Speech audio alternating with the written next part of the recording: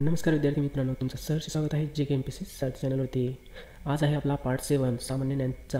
आज पाहणार आहोत 10 IMP प्रश्न। तर चॅनलवरती नवीन असेल तर चॅनलला नक्की सबस्क्राईब करा। बघूया आयोगाने विचारलेले प्रश्न। तर प्रश्न पहिला आहे, ड्रोसेरा वनस्पती ही वनस्पतीच्या कुठल्या वर्गामध्ये आहे? पर्याय 1 आहे स्वयंघोषित, 2 परजीवी, 3 कीभक्षक, 4 यापैकी नाही। याचं योग्य उत्तर आहे कीभक्षक। भंडारा जिल्ह्यात विचारलेला हा प्रश्न 2016 मध्ये। प्रश्न दुसरा आहे, रिडल्स इन हिंदुइझमचे लेखक कोण आहेत? पर्याय 1 भालचंद्र नेमाडे, 2 पंडित नेहरू, 3 हमीद दलवाई, 4 डॉक्टर बाबासाहेब आंबेडकर। याचा योग्य उत्तर आहे डॉक्टर बाबासाहेब आंबेडकर। वाशिम जिल्ह्यात विचारलेला हा प्रश्न। प्रश्न तिसरा आहे, खालीलपैकी ज्वारी या पिकाची प्रसिद्ध जात कोणती?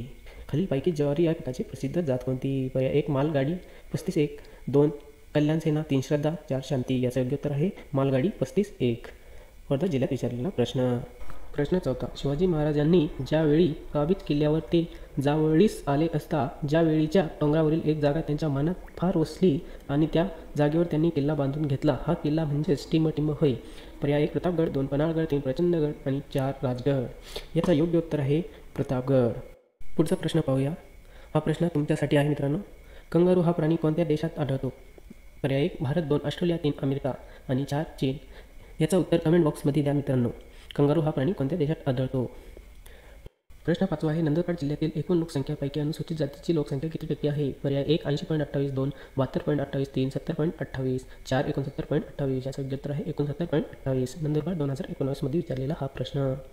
प्रश्न 6वा आहे, 1857च्या सातारा राजद्रोहाचे कटाचे प्रमुख सूत्रधार कोण होते?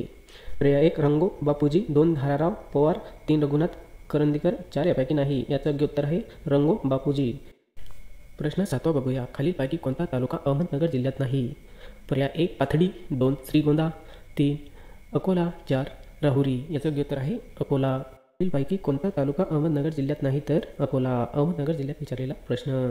प्रश्न 8वा, ऑक्सिजनयुक्त रक्त कशाद्वारे हृदयाकडून सर्व शरीराला पुरवला जातो?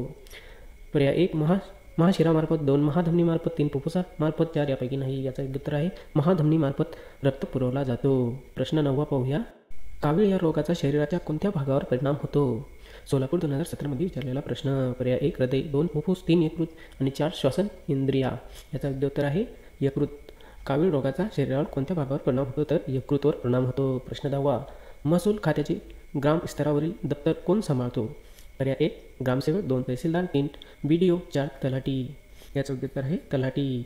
नाशिकमध्ये विचारलेला हा प्रश्न 2018 मध्ये। हे होते आजचे 10 प्रश्न मित्रांनो। चॅनलवरती नवीन असेल तर चॅनलला नक्की सबस्क्राईब करा मित्रांनो। आणि पुढे टॉपिक वाईज प्रश्नसुद्धा मी तुमच्यासाठी घेऊन येणार आहोत। तर भेटूया लगेच पुढच्या व्हिडिओमध्ये।